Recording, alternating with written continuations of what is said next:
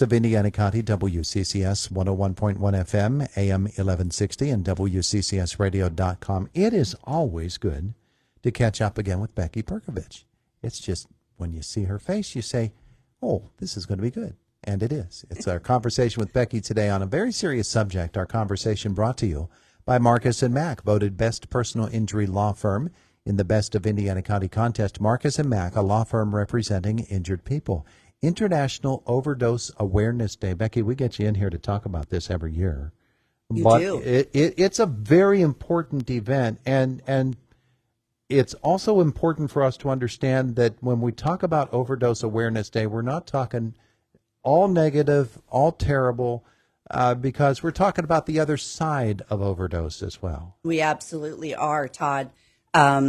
International Overdose Awareness Day began in 2001 over in Australia. So, we've had a problem for quite some time. Sure. And it's not getting any better. But the scheduling of the 31st of August is kind of a lead into September, which is Recovery Month. So overdose awareness aims to spread awareness about overdose. Also acknowledge that our loved ones have passed, but more so the grief of the family, friends left behind. And also that overdose is preventable. Yeah. Right here in Indiana County, we have Narcan everywhere at our fingertips, Yeah. They just put a dispensary box at IRMC for Narcan, so it's free. Everybody should carry it. And years ago, probably 4 or 5 years ago, I was visiting my mom in North Carolina, and I handed her a box of Narcan. And she said, "Do you mean I get to save someone?" And I said, "Mom, you never know." What a great way to look at it, though. Absolutely. Yeah. And so we've been doing this for 8 years. We have decided to move it around the county. So we've had it in it started first in Blairsville, obviously with the Blairsville Support Group Against Drugs. Then we were in Homer City. We did it at IRMC Park a couple years. And Armagh, Clyde. Last year we were in Clyde. Yeah, weren't you in Brush Valley? We were in Brush Valley. Yeah. That's right. Yes, not Armagh, Brush Valley. Okay. And this year we are in Clymer. Okay. We're at Sherman Street Park. So it's August 31st from 6 to 9. It's a beautiful pavilion out there. It's absolutely gorgeous. Very nice. So it's starting at 6 o'clock. We have vendors, refreshments. We have T-shirts. So the first 100 folks get a free T-shirt. And just, a networking time. But we also have a crafting area. Last year, we brought in luminaries. It was a little too windy to set those off, so people took them home with them. But this year, we have the luminaries that are left, lanterns. Did I say luminaries? You did. Yes. Last year, we had lanterns, so we couldn't set them off because of the wind. So this year, we have luminaries. So we're going to do a nice display. But folks can come in and spend that time decorating a lantern or decorating a luminary. And then we have speakers starting at 7. They go for about an hour.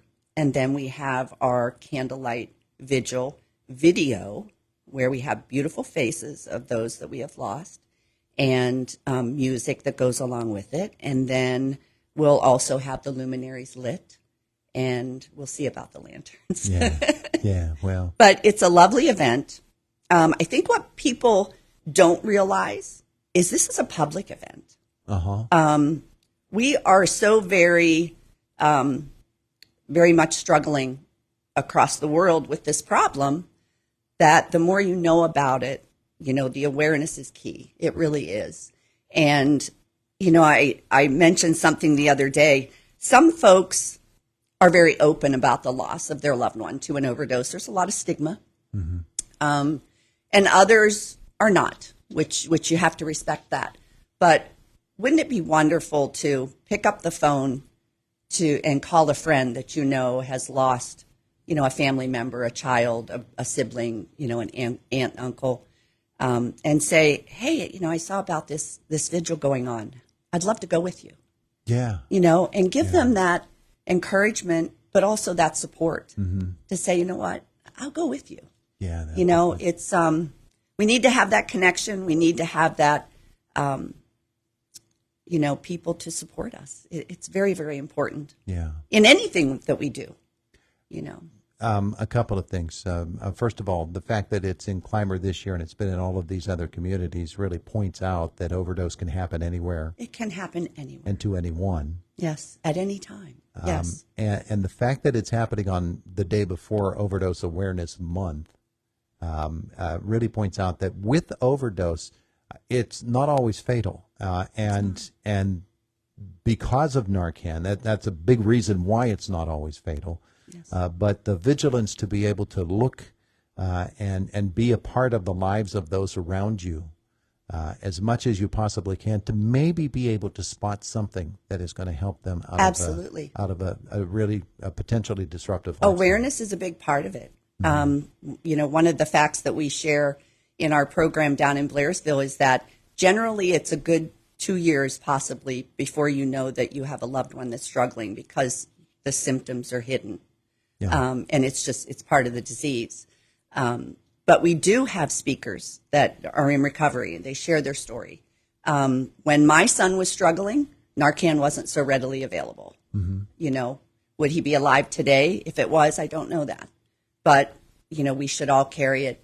It is a disease, just like diabetes. You know, it can be controlled with medication, assisted medication. You know, we've got to really start to pay attention and help folks that are going through this. And that's like the family, you know, on a whole. August the 31st.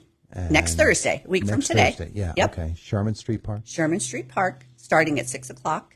Public is welcome. Yeah. You know, if you want to just come and check us out. Sure.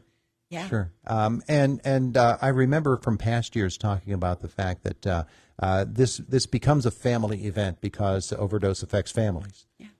And so you have made a special emphasis in the past to include children in the whole conversation surrounding overdose. And it's really important. The program that we do in Blairsville, we start with kids ages 10 and up.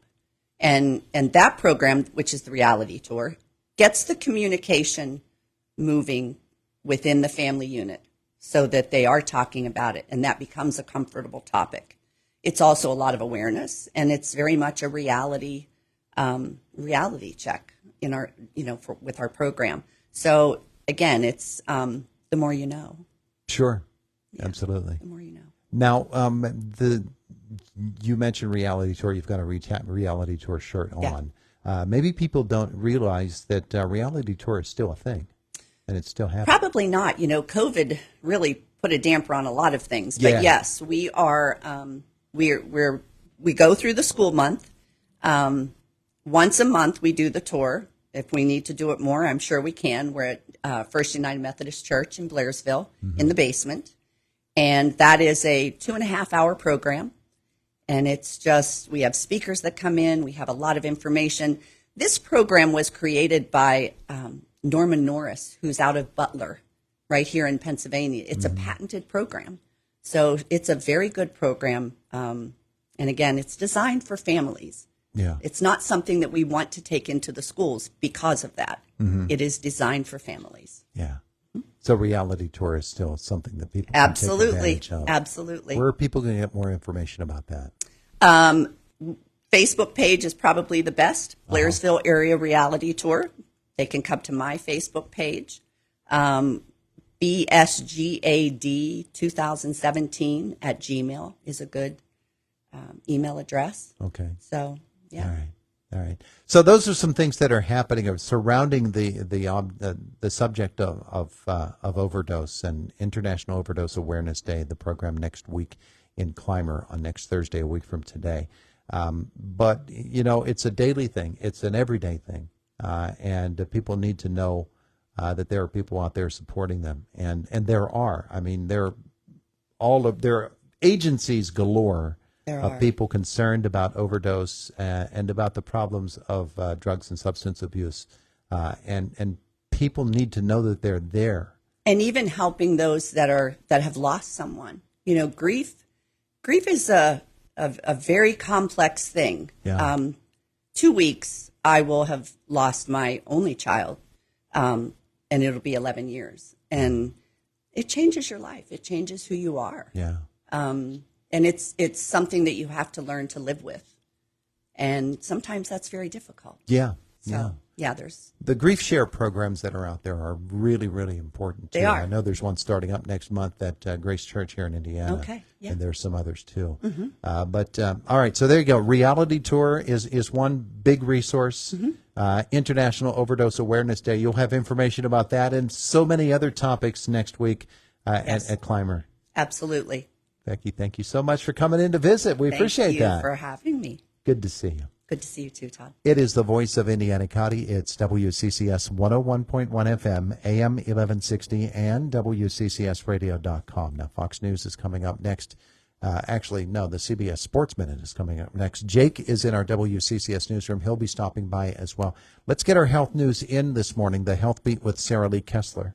About 1 in every 5 women are mistreated while receiving maternity care, and close to a third face discrimination. That's according to a new CDC report. Those experiences are even more common for Black, Hispanic, or multi